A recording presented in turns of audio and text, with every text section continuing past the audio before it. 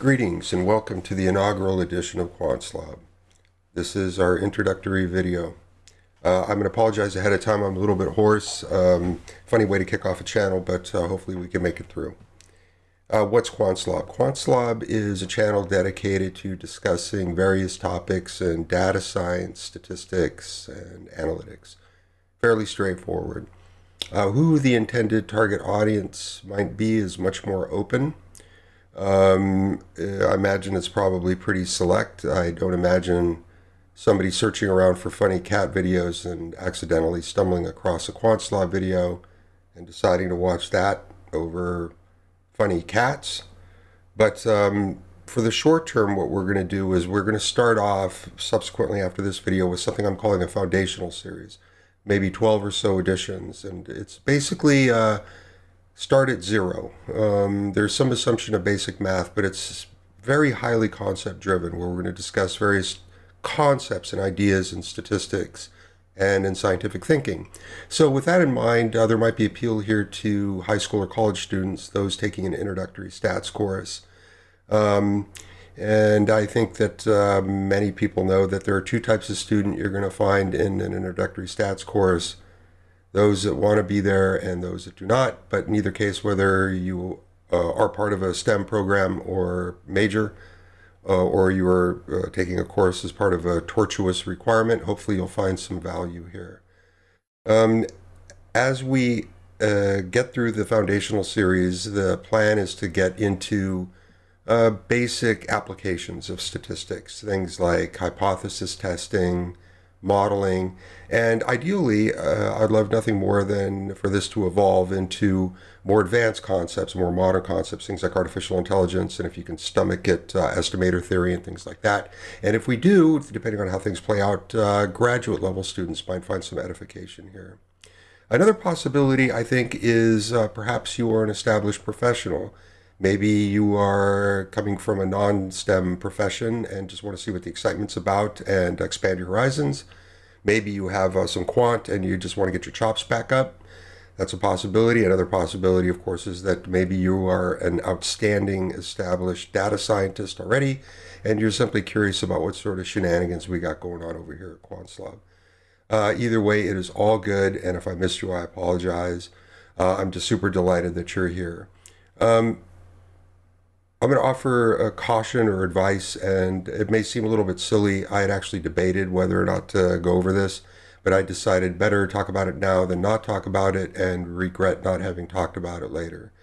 You should always, if you are a student and you're taking a class, you should always favor the points of view that are offered in the classroom or the textbook over external sources. And I'll give an example. This is one of many potential examples. So oftentimes in the education of statistics, you are told as a point of view that there are three types of variables: categorical, quantitative continuous, quantitative discrete. At some point in the future, you may find here on Quantslob that I'll offer the point of view that there's actually computationally only one kind of variable, quantitative variable. That's true from a computational standpoint. I say this because the last thing I'd ever want is to see in the comments you tell me that, hey, Quantslob, you told me that there was one kind of variable and I got 5 points marked off on my midterm, and that would make me very sad, and I'd start to cry, and that's just not going to look good on camera. So the big takeaway here is always favor classroom points of view over those from external sources. A big part of this too, and I want to say it now, is that at least for the short term, and certainly through the foundational series, this is not a cookbook. This is not a bunch of recipes. There's plenty of sources already out there to show you how to solve particular types of problems. The idea here is to really enrich understanding and introduce you to the concepts behind the calculations. And once you understand the concepts, then it makes executing the tactics much more approachable and much more direct. And I'll offer it like this. One of the things I noticed is that very frequently students possessed anxiety about statistics, and one of the complaints was that they could not do the math.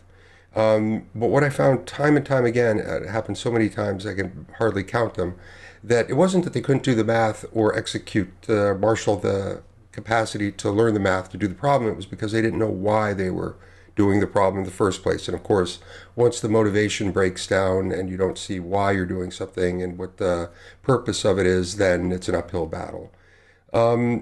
Another very important thing is I don't want this channel to seem like work. We all have plenty of that as it is. And I want this to be as painless as possible, especially if you are taking stats course as a requirement and turning to Quantslob for some assistance. And dare I say, not only painless, but maybe even enjoyable. If you are a college student, next time you're at a Greek Rager, sipping on a chocolate milkshake or a root beer float, or whatever it is college students drink these days, you can turn down the music, gather around the TV, put on some Quantslob. Well, that is going to do it for this time around, as will always be the case and is as the case now. Thank you so very much for tuning in. I really do appreciate it. Don't forget to stay tuned for more Quantslob. Greetings and welcome to another installment of Quantslob. This time around, we're going to discuss the critical importance of strategic thinking. And by the way, this edition is the kickoff to our foundational series. We're going to include here, as part of this edition, an understanding, a discussion around what differentiates strategy and tactics, or more to our purposes, strategic thinking and tactical thinking. You might be thinking, I think a lot of people might think that this is not a topic one would expect to deal with on a channel whose focus is on data science and stats, and maybe to a point you're right, but here on Quantslob, it could not be any more important or relevant. Most people really give little or no thought about how strategic or abstract problem solving is any different than tactical problem solving. And as a point of fact, if we were to look in a thesaurus, we might be told that strategy and tactic are synonyms. And it is true that they both describe types of techniques that can be used to achieve an objective or solve a problem. However, within that broad similarity, strategic techniques and tactical techniques are like polar opposites. A strategy is a course of action based on a high level or broad understanding of a problem or situation. Tactics tend to be low-level details, individual actions. Strategies tend to be conceptual, whereas tactics tend to be more task-oriented. A good strategy, of course, requires that tactics are available to execute it, and a good tactic is one that serves the goal of the strategy. And really, this is a very deep and sublime topic, and much more than we can really serve up here in substantial depth. But I want to spend a moment to reviewing the subject as a social critique. Very simply, nowadays, people are losing their strategic capacity. Leo Gura mentions in one of his videos that he believes that the typical person today spends 0% of their time thinking strategically. And I may be paraphrasing here a little bit, but the point is made, and it is a powerful statement.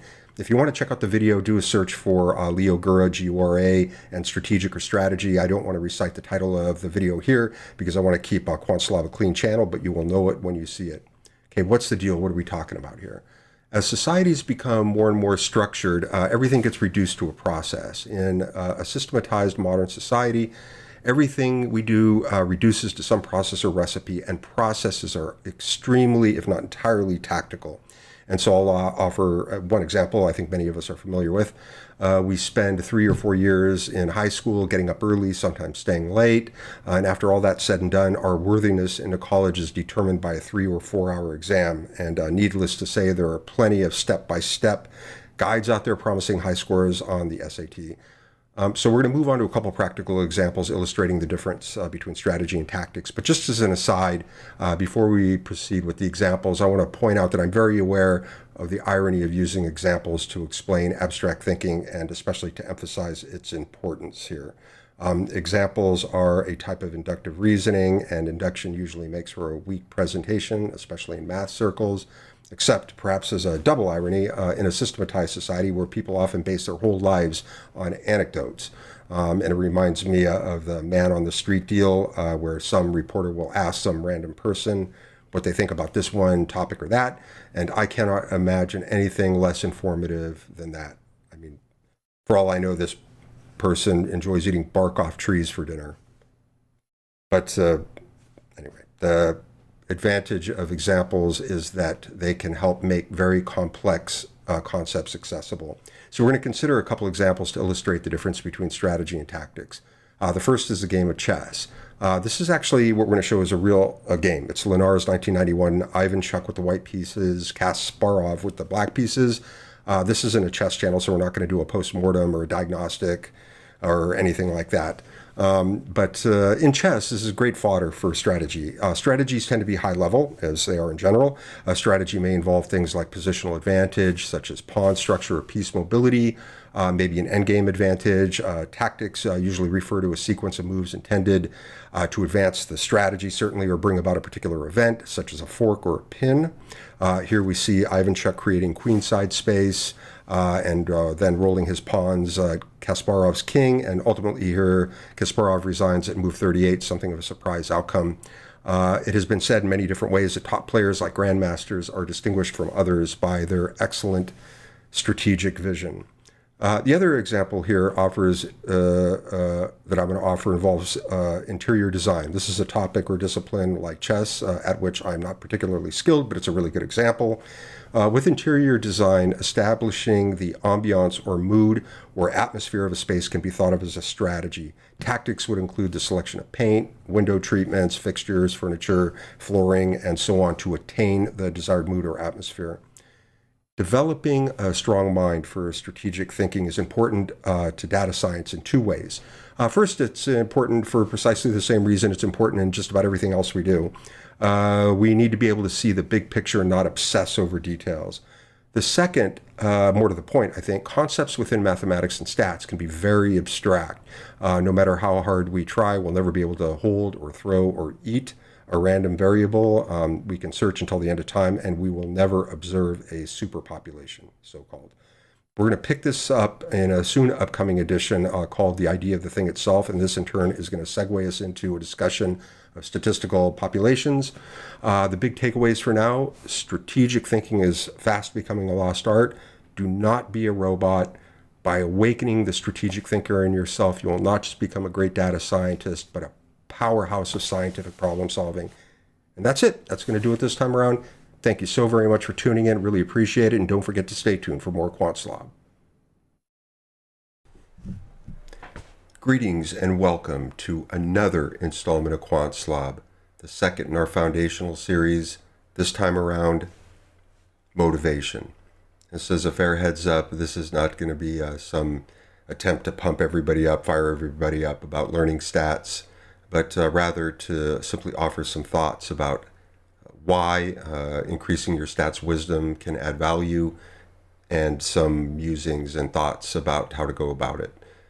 Statistics, I think most everybody knows, is one of the fastest growing professions. In fact, that there are plenty of statistics available out there describing just how fast growing profession statistics is.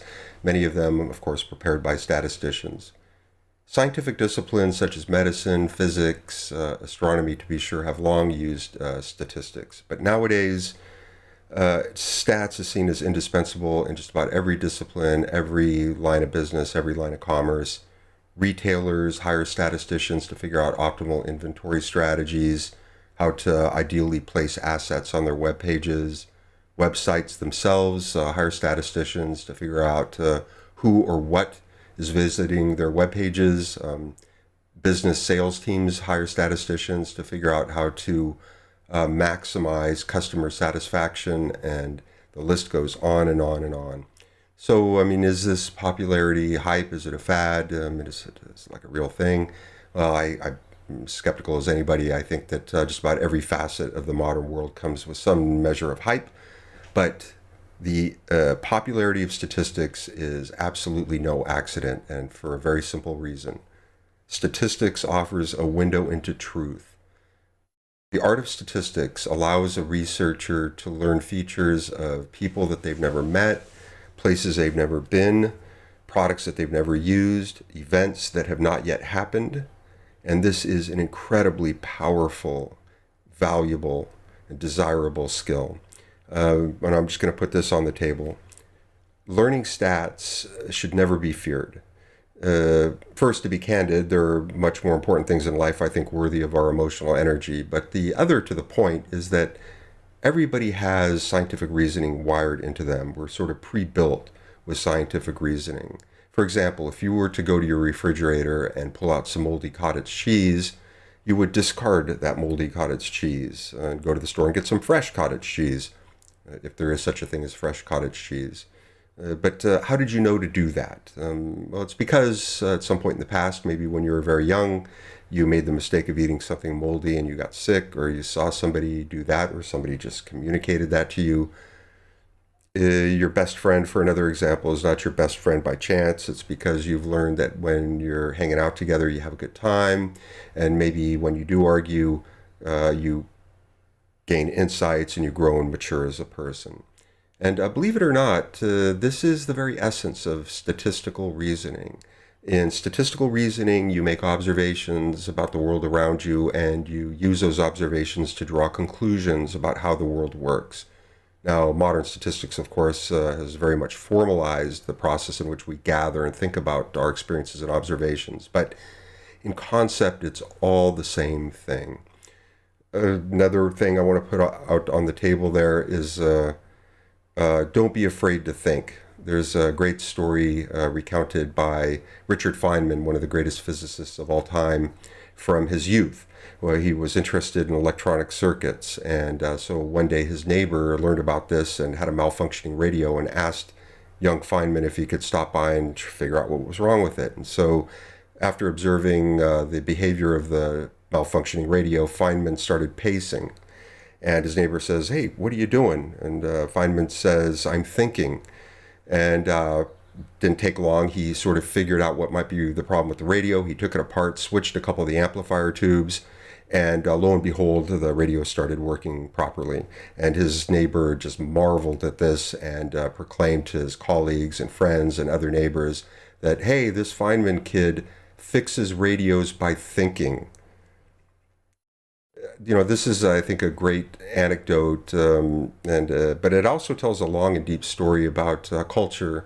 And we talked a little bit about this in the last edition when we talked about strategy. Nowadays, in school and work, everything is about process, and you don't really have time to think. And I can imagine in many workplaces what would happen if your boss came by and asked what you're doing, and you said, "I'm thinking."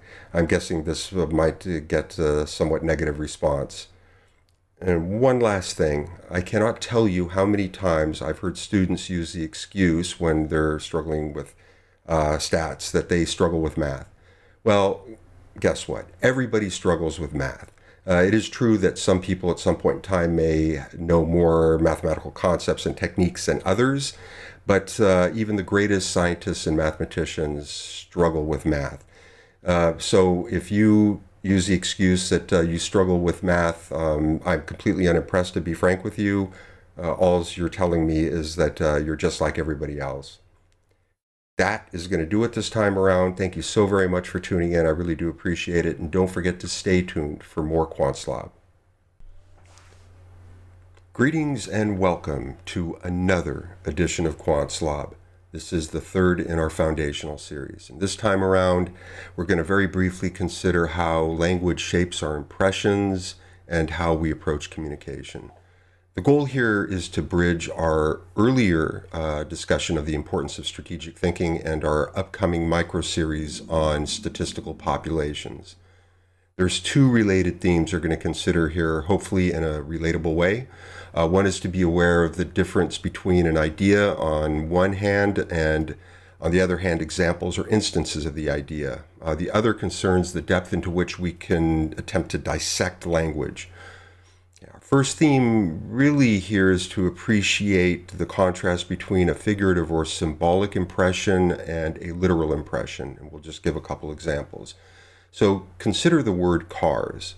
Does this word represent something symbolic or essential about carness, like freedom, fun, utility, or does it represent an actual bunch of cars, cars in a parking lot or blocking your driveway? For another example, in the same spirit, consider the phrase, the writing of P.D. James. Again, same presentation here. Is this symbolic, this phrase symbolic, representing an essence like James's style, or does it represent an actual physical collection of books or ebooks? If you're not familiar with P.D. James, you can substitute your favorite author in here. It's just an example.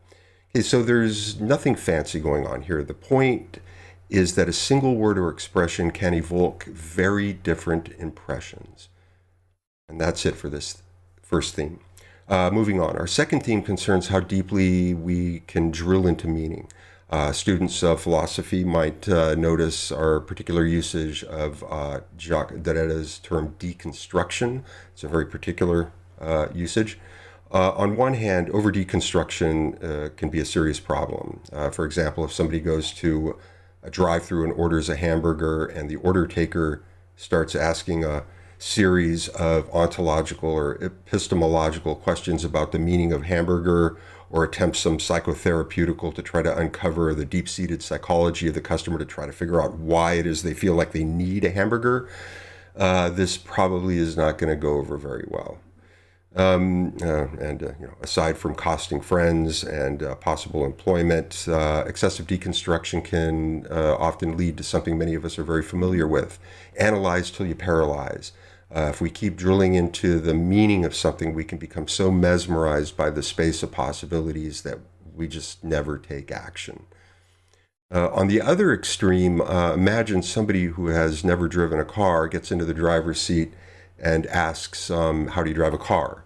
If they're told only that say the big pedal on the right makes you go and the one on the left makes you stop, well, we are potentially inviting, if we oversimplify to that degree, a tremendous amount of grief down the proverbial and literal road. That's it. That's going to do it this time around. Thank you so very much for tuning in, and don't forget to stay tuned for more Quantslob. Greetings and welcome to another installment of Quantslob. This is the fourth in our foundational series, and this time around we're going to foray into the cornerstone of stats and data science, statistical populations, or simply just populations. This is going to be the first part in a three-part micro-series on this topic. The population is huge and absolutely central to all of inferential and predictive data science. In fact, without some population in mind, there would be no hypothesis tests, there would be no confidence intervals, no t-tests, z-tests, chi-square tests, no type 1 errors, type 2 errors, no Cramér-Rao lower bound, no resampling techniques, no Monte Carlo, none of that good stuff. Without the conceptualization of a population, there would be no inferential stats at all. Okay, so where do we start? What's a population? Loosely speaking, a population is a bunch of stuff. We usually have that the stuff satisfies two requirements: that the stuff is made up of separable or discrete elements or units, and that these units or elements share some overarching commonality. This is jumping way ahead, but it's important, and I want to deal with it here. A data scientist watching this might be curious about our usage of the word unit to describe a population element. Be curious, is this alluding somehow to a so-called unit of observation or a unit of analysis? The answer is yes. Ultimately here, a population element can be associated with any unit level of analysis. A population may contain a finite number of elements, or a population may contain an infinite number of elements, either countable or uncountable. One particularly useful point of view, I think, is that all populations fall into one of two categories: concrete or non-concrete. And in turn here, you can see non-concrete populations can be further categorized as either imaginary or non-imaginary. We usually consider a population to be concrete when all of its elements can be identified and enumerated. So some examples: all the students enrolled at a particular university at a particular point in time, all the telescopes made by a manufacturer over a past fiscal year, restaurants' customers on a given day. By implication, all concrete populations are finite, of course.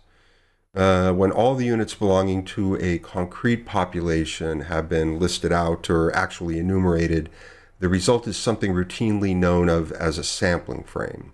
It's called a sampling frame because they are, at least in the old days, typically used to draw a sample.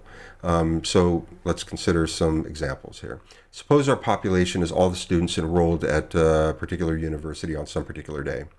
The admissions office at the university will have the student information, likely somewhere in some database, on all current students. An extract of student university IDs could serve as our sampling frame here. Let's try imagining a population comprised of all the bolts manufactured by a particular bolt making machine over the course of a past calendar year. This is certainly a finite population, but the question here is, would we regard this population as concrete? You recall that for a population to be regarded as concrete, we usually require that the elements be enumerable, uniquely itemizable, like in the previous example with university students. If the bolts we're talking about are common commercial hardware, it is rather unlikely that each bolt will be tagged with some unique identifier. On the other hand, if the bolts we're talking about are highly specialized, like critical aerospace hardware, the machine or process that created them may stamp a unique ID onto each of the bolts. And since in this particular case the elements would be itemizable, we can regard this population as concrete. If any of the elements that belong to a population don't exist or otherwise cannot be identified or enumerated, the population is usually regarded as non-concrete. So some examples here. All the people that have resided on what is currently the geographic region called Hawaii, all the telescopes that have ever been made, all the possible gameplay outcomes of an upcoming sports game. The first example, there's been a lot of efforts made to trace ancestral lines of modern Hawaiian families to the intrepid Polynesians that populated the islands starting 1700 some odd years ago. But even if the project were ever totally completed, it would be a far cry from identifying all the historical inhabitants. So we would regard this as being non-concrete. Similarly, the elements in the second example are not enumerable, so it would also be considered non-concrete. The third example is a little trickier here. This contains elements that neither exist nor could they ever exist. It would therefore be purely hypothetical and for our purposes imaginary or abstract. There exists a special type or category of population that is abstract, but also not purely theoretical.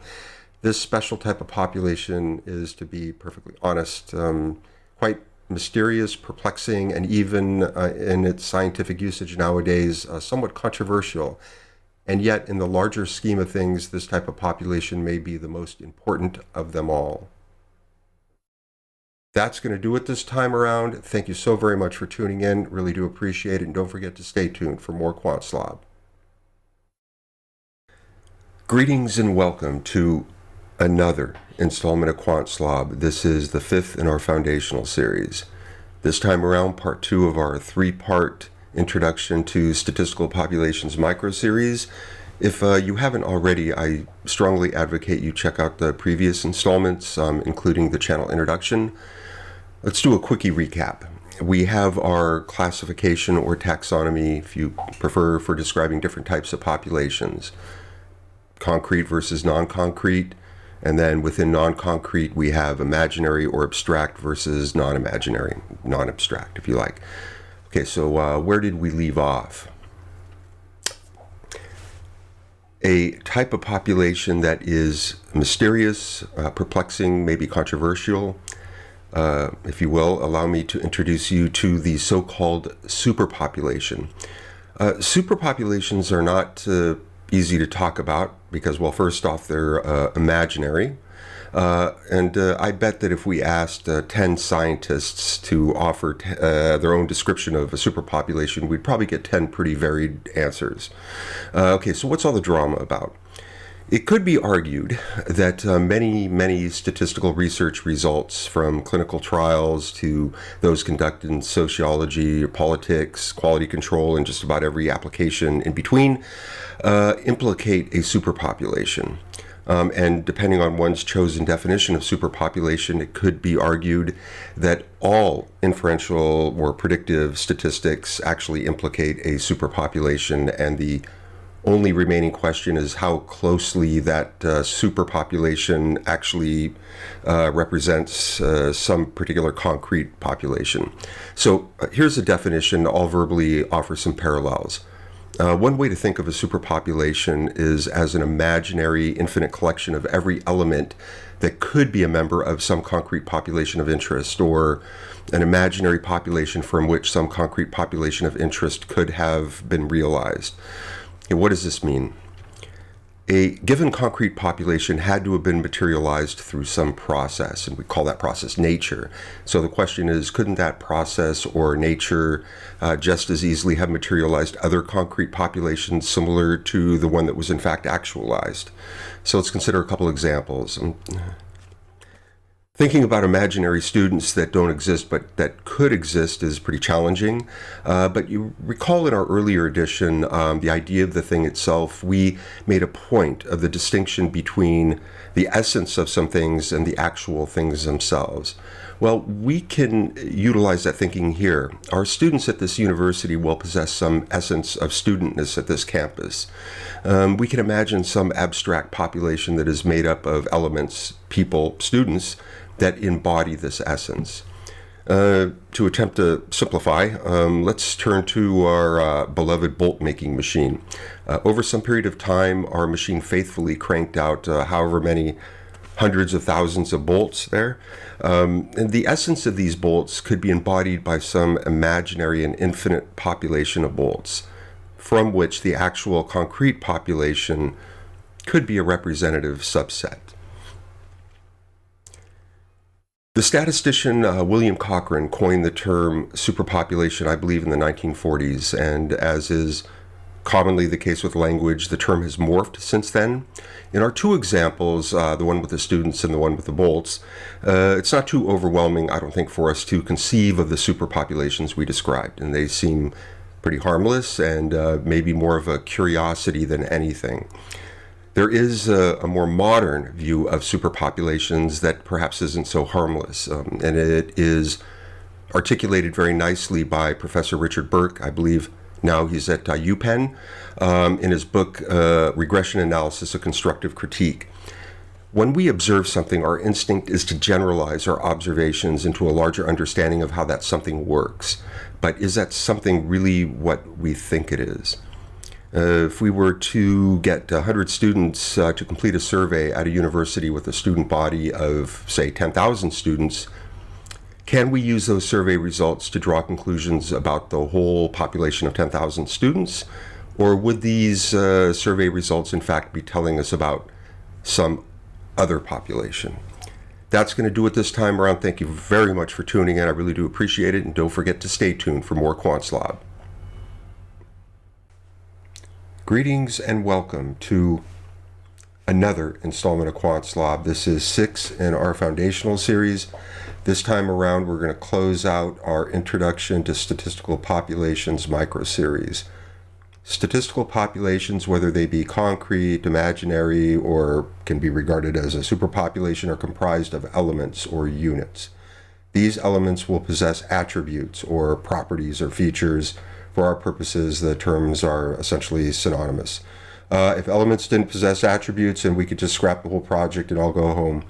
It is, of course, by the way, very common to use the term variable to refer to what we're calling an attribute, but for the time being, I'm going to deliberately avoid using the word variable. If you will, recall in part 1 of this micro-series, we used the gameplay of an upcoming or some game to illustrate an abstract population. For the sake of example, let's say that our game is some game between Football Club A and Football Club B, fierce rivals, I hear. By gameplay, we're referring to the totality of the action and environment on the field. And of course, with something like a soccer game or football game, it's easy to ascribe a vast collection of features. It's important to consider here that it doesn't matter whether this one game, for the sake of illustration, is upcoming or whether it's already been played, or for that matter, an element of an abstract population containing all possible gameplays of some game. For another example, let's turn to our concrete population of bolts created by our bolt-making machine, which has as its elements, of course, bolts. We can, of course, ascribe attributes to these bolts, and there is no restriction on the attributes that may be associated to a population's elements. We could, for example, have our bolts possess eye color, or an attribute that indicates whether or not a bolt is inhabited by a ghost. I thought I was kidding around there. But there's an important point here. We must enjoy great liberty in ascribing attributes to units.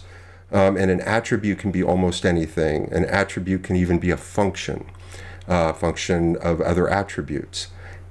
With only very special exception, as far as Quantslob goes, the attributes of elements within our population have assigned values that are fixed. This is true whether the units are members of concrete populations or imaginary populations, or if the attribute is nonsensical, like a bolt being possessed by a ghost. Within populations, among these fixed valued attributes, there are no probabilities, no random variables, nor anything that they entail. No expectations, no sigma algebras for that matter. Before closing out this micro-series, I want to offer some thoughts here. It is not uncommon in some disciplines, such as engineering and probability theory, that population elements in and of themselves exist transparently. It is the attributes or variables that take center stage.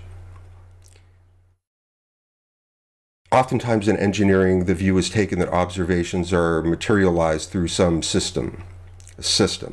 The actual elements are abstracted away, and one focuses attention on the measurements, or what we would be thinking of as manifest attribute values. In probability theory, attention is not given to the articles of some theoretical experiment, but rather the sample space induced by the experiment, or if we prefer, the sample space that induces the experiment.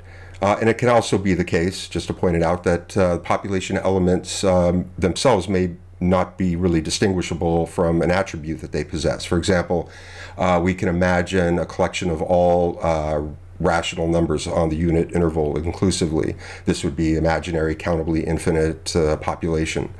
And of course, the attribute of interest would simply be the value of the number. But for the excellent data scientist, it is important and very important to be easy and comfortable with the concept of populations, and especially their elements. In applied research, everything starts and stops with the population and its elements. That is going to do it this time around. Thank you very much for tuning in. I really do appreciate it, and don't forget to stay tuned for more Quantslob. Greetings and welcome to another installment of Quantslob. This is 7th in our foundational series, and this time around we're going to jump into part 1 of our 3-part micro-series on terminology.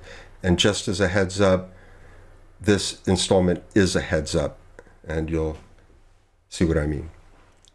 But before we dive in, let's enjoy some symbols and terms here. Maybe a little intimidating if you're not familiar with some of those, but it goes without saying, of course, that stats, like any other profession or field, has its own terminology and symbology. It's difficult to imagine statisticians and or data scientists collaborating without some common language to express ourselves. Sometimes the same word in one field will mean something different in another.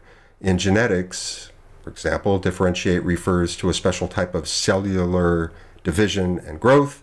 In business, differentiate can mean to have a unique product or service or business model. In math and stats, the word differentiate can mean to find a function slope generating function. Sometimes a scientific term will mean something similar to the way it's used in regular conversation.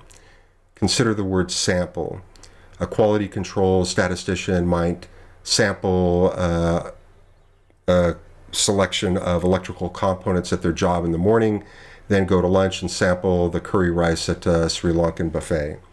In this case, both meanings of the word are strictly speaking different, but they're conceptually fairly similar. And by the way, I've met QC statisticians who look similar to the character in the picture there, so no complaints about the choice of artwork, please. Sometimes, even within the same field, the same word can have two meanings. A medical clinician might use a numeric matrix to model the growth of bone matrix. On occasion, we find the seemingly awkward case where even within the same field, the same word can have two different meanings that seem to contradict one another. The word independent in statistics can be an example of this. In one meaning, independent variables will be those that drive or cause some outcome. In another, independent variables will be mutually unrelated or uncorrelated. This double duty of the same word invites the situation where the independent variables in the first meaning are not independent in the second meaning. Learning a new field requires learning its lingo or parlance. However, learning a new parlance is quite different than learning a new dialect. For example, suppose a native English speaker is learning the Spanish dialect. The word cat translates to gato. The Spanish language student needs to learn that gato means cat in Spanish. However, the student already knows what a cat is. They only need to learn the word for it. Learning parlance, though, requires that the student learn not only the word or phrase, but the thing itself, the meaning. Just to illustrate, consider the capital Greek letter sigma. In math, capital sigma can signify a number of things. One of them is the summation operator. Okay, if that were the end of the story, then absolutely no problem. The symbol is pretty easy to remember, just like remembering gato means cat in Spanish, but there's more to it, obviously. To understand this particular piece of mathematical parlance, we need to have a lucid understanding of what summation really means. We need to understand the concept or meaning behind the symbol. And heads up, that is no small matter. And I know we just use this one symbol as an example, but if you're interested in summation and learning about it, the Wikipedia page and talk page are really, really good. That's it. That's going to do it. Thank you so very much for tuning in. I really do appreciate it. And don't forget to stay tuned for more Quantslob. Greetings and welcome to another installment of Quantslob. This is 8 in our foundational series. And this time around, part 2 of our 3-part micro-series on terminology and symbols. Our focus here is going to be on mathematical symbolic representation. Mathematics is the language of science, and science is the foundation of technology. If we are a stranger to math, we may end up being a bystander to technology. The key to begin to understand math is to recognize something that we already know, and that is that math uses symbols to express things. The things that math expresses with symbols are highly varied and range from variables to functions to rules or operators. Of course, using symbols to refer to things is not new to us. We may not think of it, but simple conversation, written and spoken word, is highly and entirely symbolic. In fact, while mathematical symbology has only been widespread for, say, 300 or so years, modern mathematical symbology has roots likely as an extension of regular common language going back thousands of years. So what's the deal? Like, why do mathematicians so universally use symbols? Well, the best answer for our purposes is simple. Using symbols makes mathematical statements much more compact, concise, generalizable, and even, as a surprise to some, much more readable. So let's consider an example. Consider the following statement. The area of a rectangle is equal to the length of its width multiplied by the length of its height. This is a mathematical equality expressed in common language. By the way, this is known as a so-called rhetorical expression. Using modern mathematical notation, we can state this rhetorical expression like so. Ultimately, the two statements, the expository statement and the mathematical statement, are equivalent. There's something important we need to recognize here, though. This particular equation is very commonplace. It's used by carpenters, designers, painters, engineers, just to name a few. And so for many people, A equals W dot H will be quite familiar.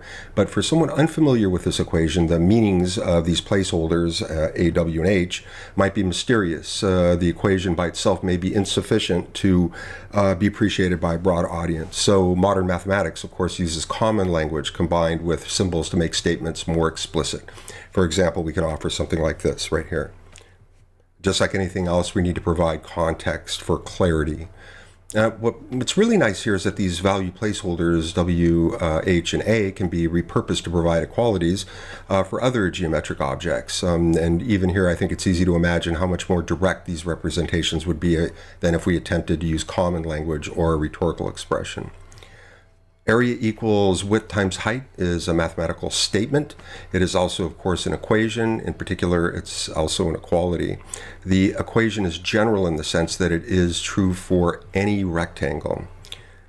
At some point in one's education in mathematics, we lose the time symbol, the cross there, and multiplication operation is denoted by a dot and then ultimately by the absence of a symbol.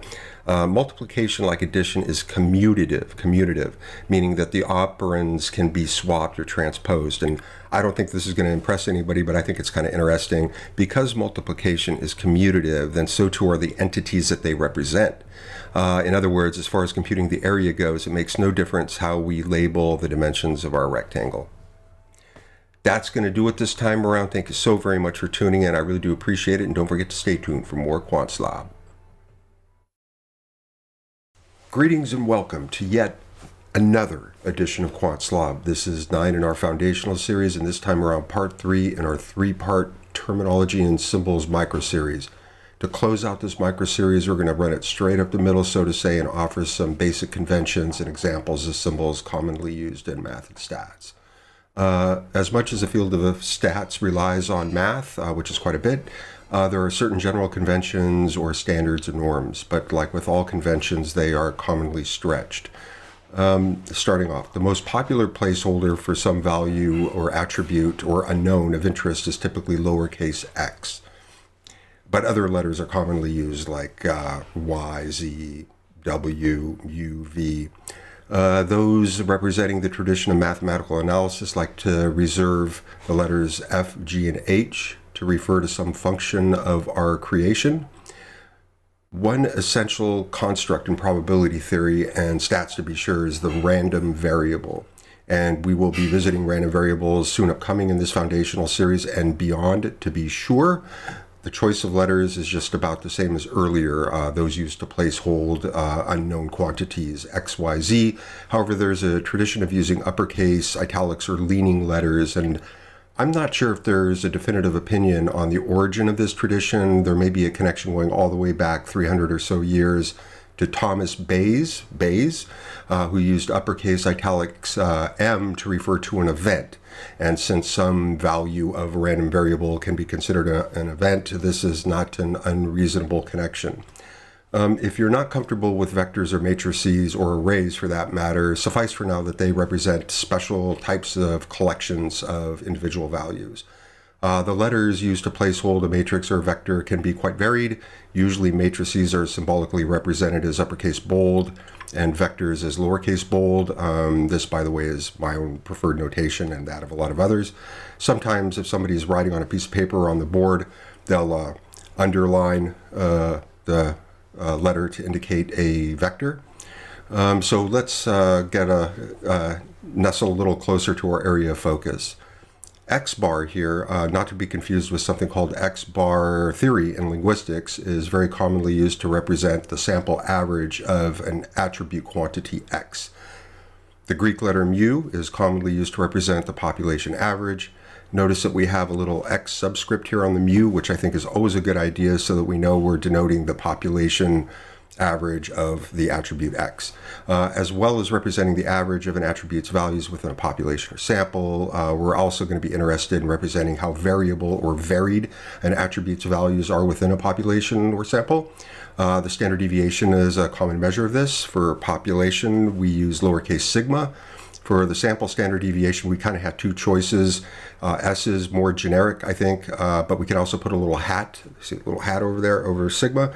But this usually implies that the value is to be used as an estimator for the population value. But honestly, I don't know if anybody's ever lost sleep over the distinction. If an attribute is a factor, meaning it is categorical, we will want to be able to speak in terms of proportions. And because a factor may have many categories, we can use the subscript to be more explicit about just what proportion we're talking about. Index notation, great convenience. Don't confuse index notation with math indices, which is something very different. We may have some collection of values of an attribute and want to be able to refer to each value. This works not only if the indices are explicit, like if we have a list, but also implicitly, like if we don't necessarily know or care about the order of the values.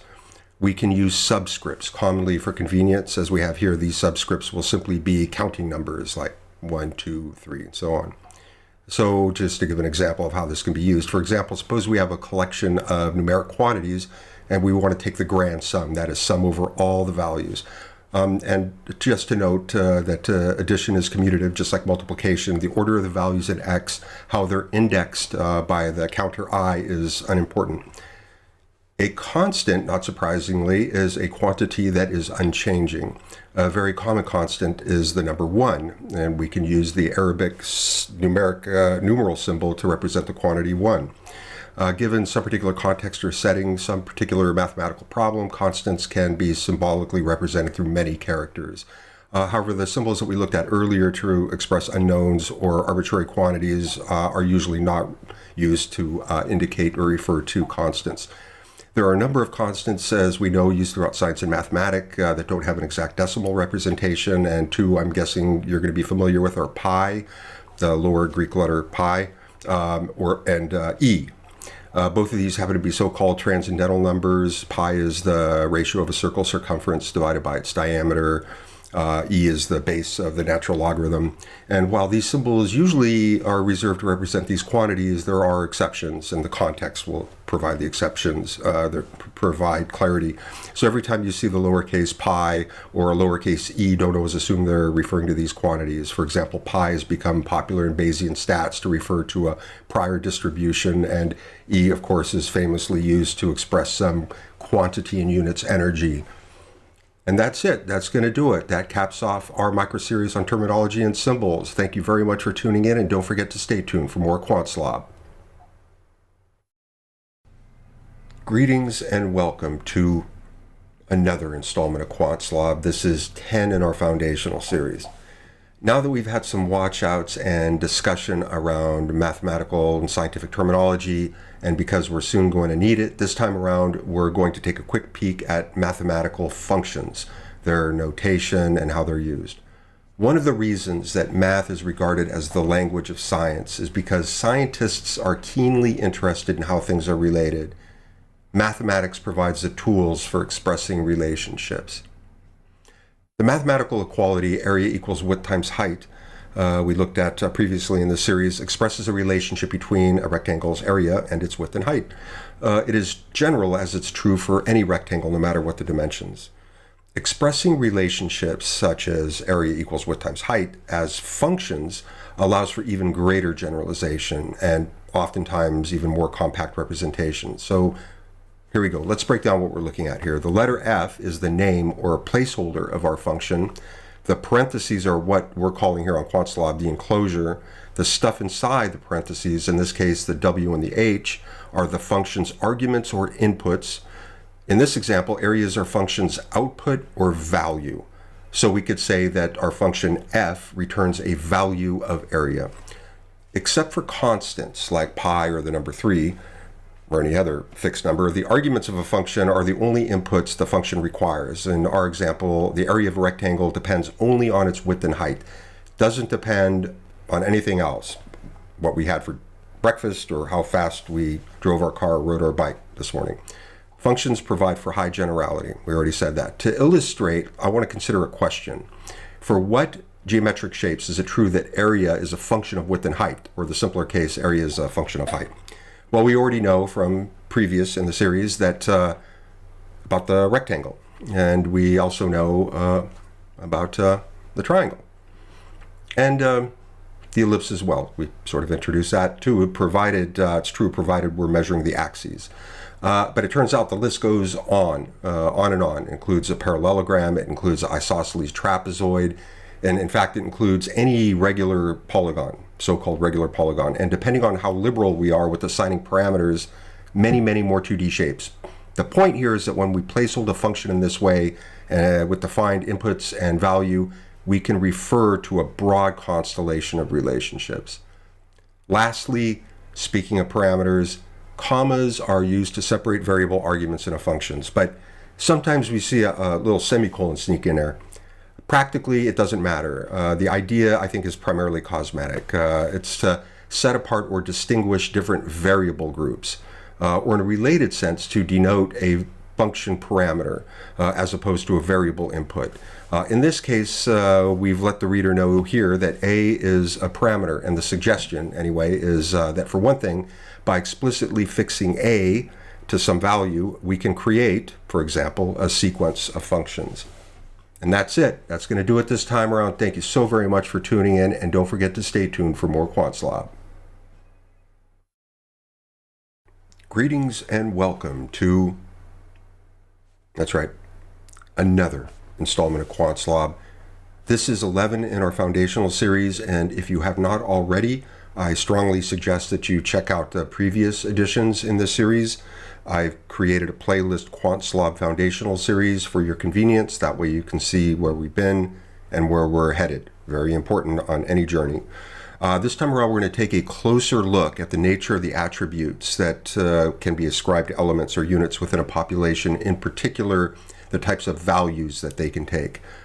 In our Introduction to Populations microseries, we entertained as an example an imaginary population of students that could be at a particular university.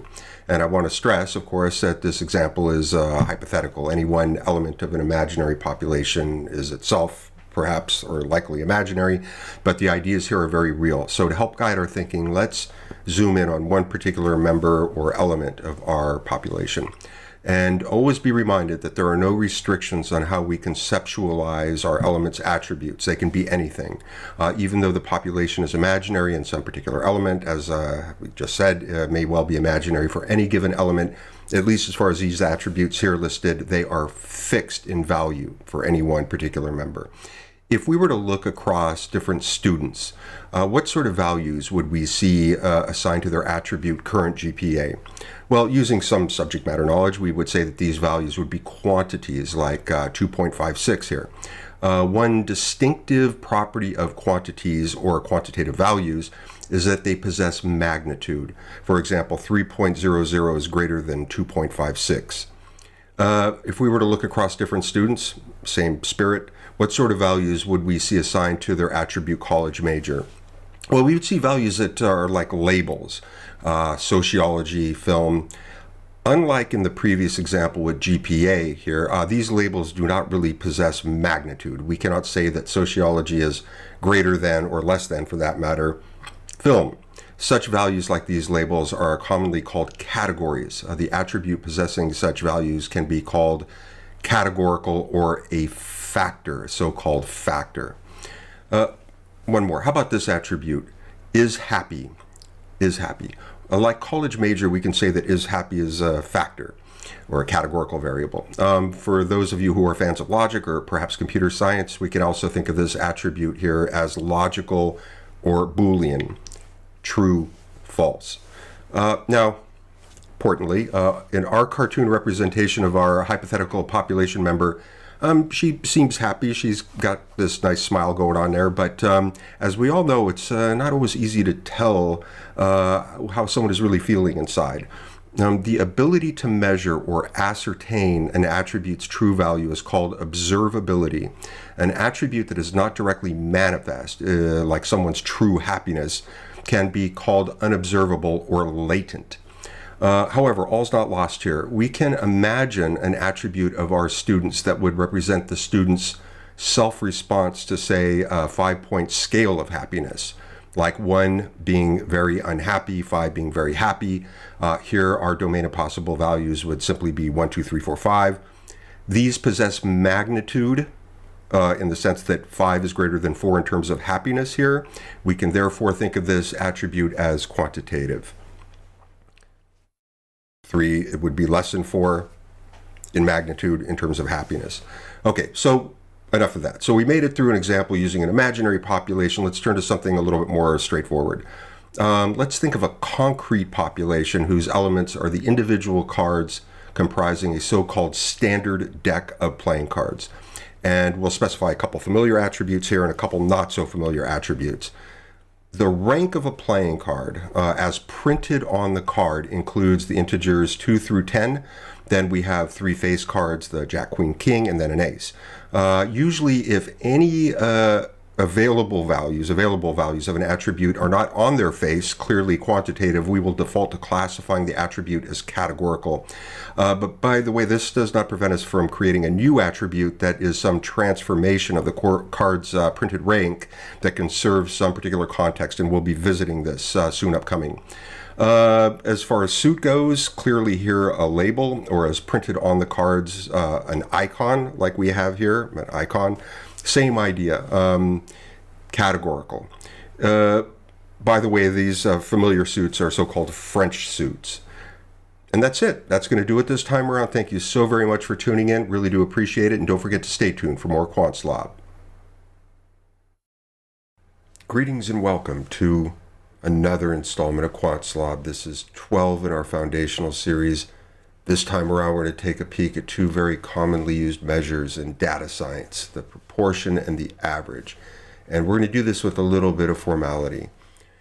Proportions, I think, are fairly intuitive, at least for small collections of objects. In this particular example, let's suppose we have a population of 3 fruit, and we have an attribute simply type of fruit. And we see here we have 2 apples and an orange. So what is the proportion of apples within this population? There's a total of 3 elements here. 2 of them are apples, and therefore our proportion would be 2/3. Fairly intuitive. Most of us can do it off the top of our head. What we're going to do is we're going to introduce a little bit of formality here. We're going to start by fashioning a type of indicator function. We call this function f. This function takes 2 inputs, x and a. If x equals a, the function is going to return a value of 1. Otherwise, it's going to return a value of 0. And our proportion then ultimately is going to be equal to the number of times x equals a divided by the total number of elements. So here's a detail of this calculation. And you can see that there's sort of sprawling. We've expanded out the summation. And if we don't like looking at this, we can sort of change the order of how we advanced our calculation here. We can take our indicator function f and apply it directly to the population elements here and input the attribute type of fruit. So the value returned by our function simply becomes an attribute of our population elements or members. This makes the subsequent calculation of our proportion of apples much cleaner and easier to look at. So moving on, let's take a look at average. Same population, 3 fruit. Average is a property of a quantitative value. So let's consider the mass of our fruit. How do we calculate the average mass of our fruit?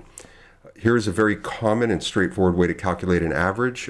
This looks similar to what we just saw with proportions. The denominator, the part on the bottom of the fraction, is the same. The numerator is a little bit different, the part on the top of the fraction. Instead of summing over the indicators like we did with proportion here, we're just going to sum over the individual quantities. So no problem, let's perform the calculation.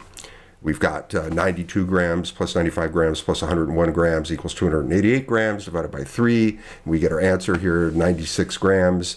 Notice that the average preserves the units of our attributes. A couple things before we sign off here.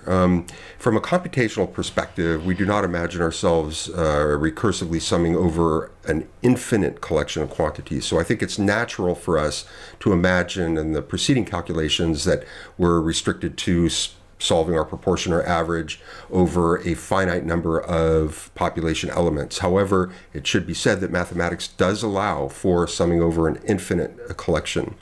There are other ways, finally, to calculate an average. I particularly like the argmin of a sum of squares. And that's it. That's going to do it this time around. Thank you very much for tuning in. I really do appreciate it. And don't forget to stay tuned for more Quantslob. Greetings and welcome to another installment of Quantslob. This is Lucky 13 in our foundational series. This time around, we're going to take a closer look at a couple properties of populations, namely the parameters proportion and average. This is really intended as a piggyback on our previous installment titled Calculating Proportions and Averages. So if you haven't already, you may want to check out that edition, or better yet, check out the Foundational Series playlist. Let's examine our population of the 52 cards comprising a standard deck of playing cards. Carrying over our wisdom from the last edition, let's calculate the population parameter proportion of cards possessing the suit attribute value clubs. Like in the previous edition, we have our indicator function here called F. There are 13 cards possessing the suit value clubs. So ultimately, our proportion is 13 divided by the total number of elements in our population, 52. This fraction reduces very nicely to 1/4. If we were to solve the proportions of the other three suits as well, this is the distribution we would get. In our soon upcoming series on basic applications, we're going to spend some time talking about different ways to display or convey an attribute's distribution. Here we use a nice little table. Tables are usually a pretty good go-to for distributions. Another popular way to display the distribution of a categorical attribute is to use a so-called bar chart. And here are two essentially equivalent bar charts. The one on the left I made directly inside of Keynote, and the one on the right I made using R. Cosmetically, they're maybe a little bit different, but of course, you can see that they tell essentially the same story. The collection of all possible values an attribute takes across the whole population is called an attribute's domain. Here we're using a script D to refer to the collection of all possible values of our attribute suit. This is exhaustive in the sense that if we sum over all the proportions of all the categories, we get a total of 1. Just like we did in the previous installment, I want us to imagine that each element of the population, that is, each card, possesses an attribute that simply indicates whether or not the suit is clubs. If the element, the card, is suited as clubs, this attribute will possess a value of 1. If the card is not suited as clubs, this attribute will take a value of 0. This attribute here offers a value as a quantity, namely 0 or 1. So it is a quantitative, or if we prefer, a numerical attribute. Now we're going to take the average of this numerical attribute over the population. Interestingly, we get the exact same value, 1/4, as we did when we calculated the proportion of the suit attribute's club label. The average of a 0/1 indicator, like we just fashioned here, is the same as the proportion of the original factors category. Quite a convenience, actually. Okay, moving on. If we were to solve the proportions for the printed rank label of our cards, this here would be the distribution in table form. With our population, each rank is represented 4 times. 4 divided by 52 reduces to 1/13 like we have here. Let's call our card rank attribute R. The domain of values of our card's rank label includes 13 elements, 2 through 10, Jack, Queen, King, Ace. There's a gym game or workout program that involves a deck of cards. There's a few different flavors of the game, I think, but in one, you and your workout partner take a deck of cards, and whatever exercise you're doing, say you're doing squats, you would flip a card, and if it was a jack, say, you would have to do 11 reps. Then your partner would flip the next card, and if he or she got, say, an ace, then they would do 14 reps. And you would each take turns until you had flipped all the cards. So that would be a total of 26 sets each. What then would be the population average of this quantitative attribute based on the printed rank label? We sum up all these quantities, they sum to 416, and divide by the total number of elements, 52, and we get a value of 8. So we can say that if 2 people played this gym game, that when they were done, the average number of reps the 2 participants did, or should have done, per set is 8. Lastly, the attribute integer rank value that we created is variable across elements. Same with the attribute card suit.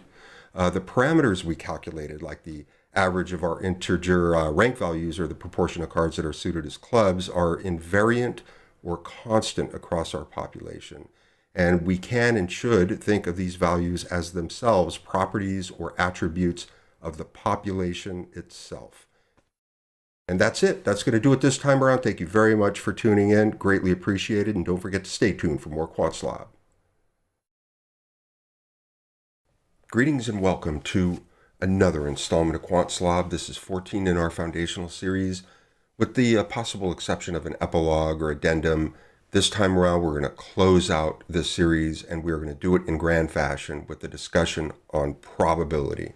If you haven't already, I strongly suggest you check out the earlier editions of this foundational series. The series has been playlisted for your enjoyment and convenience.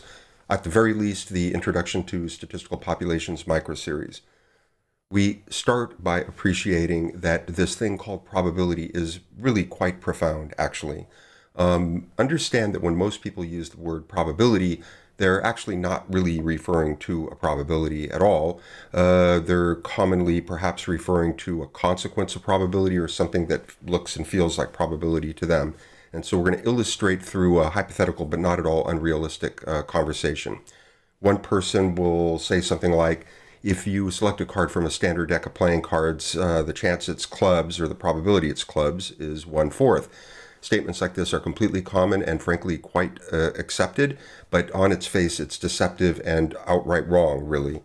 So in response, someone will rightly point out that if you actually did select a card, it's either going to be clubs or it's not, and there's really no probability happening here. So then somebody will come back in response and say, well, if you select a card at random, the probability it's clubs is 1/4. And so the other person responds that, well, it doesn't matter how you select a card, the card you select is still either going to be clubs or it's not, and there's really no probability in this at all. So then the go-to comeback at this point might be something like, well, if we keep selecting more and more cards, the ratio of clubs we get will be 1/4. And at this point, there's so many things wrong with this statement, it's hard to know where to even start. The first problem is that this statement doesn't even involve a probability, but rather a proportion. Another issue is that in the more general case, generally speaking with infinite populations, while the so-called law of large numbers assures us that as we gather more and more elements in our sample, we expect our sample proportion to get closer and closer to the population parameter, epsilon close, they say in analysis. But there is a fascinating result, and if your head isn't spinning already, it may very well, by the time I finish the sentence, that in many scenarios, the chance that sample proportion will exactly equal the population parameter vanishes to zero. But perhaps most bothersome of at all is that after this whole conversation, we simply ended up right back where we started. We already know that if we sample the whole deck of cards, the sample proportion of clubs must be 1/4, because that's a proportion of clubs in the population of cards. So sorry about subjecting you to all this, but you recall in our channel introduction that Quantslob is about enriching understanding, and since I regard this installment as the magnum opus of this foundational series, we're going to go big. So what I would like to do is offer us a way to think in a sophisticated way of embracing and understanding probability. I say sophisticated not because Quantslob is a particularly sophisticated channel, but because what follows bears similarity to formal modern probability theory. We're going to start with a population here. Okay, so let's just go with our standard deck of 52 playing cards. This is a concrete population. There's no problem with that. Now, you'll see I'm visually representing this population differently than in previous editions. It doesn't really matter, but I thought it would be nice to show the elements distinctively or discretely. Assume now that we are able to randomly select one element. That is, we can select one card without partiality. This is an assumption. So here's the deal. We imagine we're going to randomly select one card here, but we actually never select it, and we have no intention of ever selecting it. This is one randomly selected yet unselected card. We call this card a theoretical random card. So now, getting through that, we're just going to focus on the suit attribute of our population elements. What does this theoretical card look like? One way to imagine this is to regard this theoretical card as possessing all four suits at the same time or simultaneously, with each assigned to a probability. Not just any one suit, but all four. Okay, so while this might be a little bit difficult to wrap our head around, like a card that is all four suits at the same time, but the primary consequence is that the suit value of this theoretical card can be thought of as a random variable. And if we like, we can say our theoretical one card implicates a random variable. And there is tremendous reward in us and for us in all this. And here it is. The probability distribution of our random variable is precisely equal to the population distribution of the attribute values in the population. Here we show this using bar charts, and we're going to show an equivalent collection of equalities using mathematical notation. And you'll notice our function called PR for probability here. This is similar to the proportion function we looked at in previous editions in this foundational series, except that the input for this PR function is a random variable and not a categorical attribute. So the so-called expectation here, shown as a function named E here, is like the average of a quantitative random variable. And lo and behold, the expectation of a quantitative random variable is precisely equal to the population average of the attribute values. And so now at this point, a whole universe opens up for us. If we can imagine and describe a single theoretical random element, there is nothing stopping us from imagining and describing two theoretical random elements, or three or four, and so on. And this flexibility leads us into so-called sampling distributions, or probability sampling distributions, to be more precise. And sampling distributions are our gateway into mastering inferential and predictive research. And that's it. That's going to do it this time around. If it should please you, it would please me greatly. There's a little subscription button way down there. Thank you very much for tuning in, and don't forget to stay tuned for more Quantslob.